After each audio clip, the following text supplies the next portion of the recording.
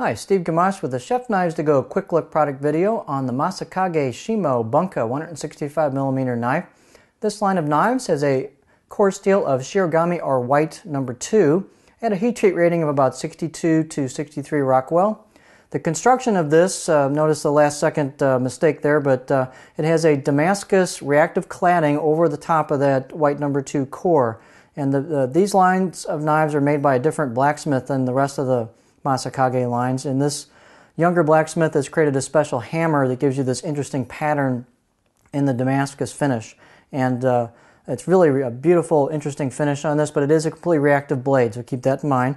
The weight on this knife is very, very light at 4.2 ounces, and the blade length is just about 168, and the overall length is about 12.3 inches. The spine at the base on this is 3.32 inches right there, but it tapers down quickly, being a handmade knife, down towards the tip here, and as you get into the angle grind, it thins out very nicely, and this thing is really thin at the tip.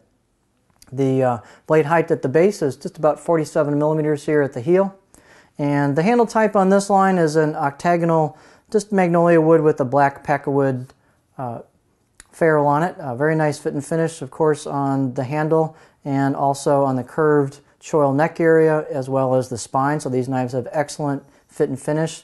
They're very, very sharp out of the box and ready to go. The edge on this is extremely thin. The grind right at the edge is very, very thin right there. And here's the profile on this. Slight belly to it versus a Nikiri, which is very flat compared to this.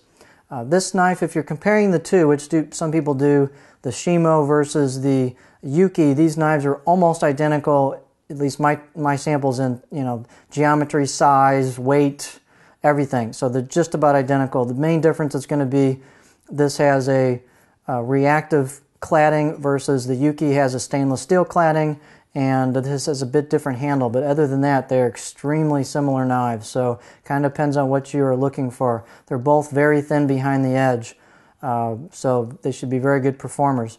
The characteristic of this has that shape with that tip that points out, and that does let you have a very delicate, thin tip on it for processing smaller ingredients or for fine work at the tip.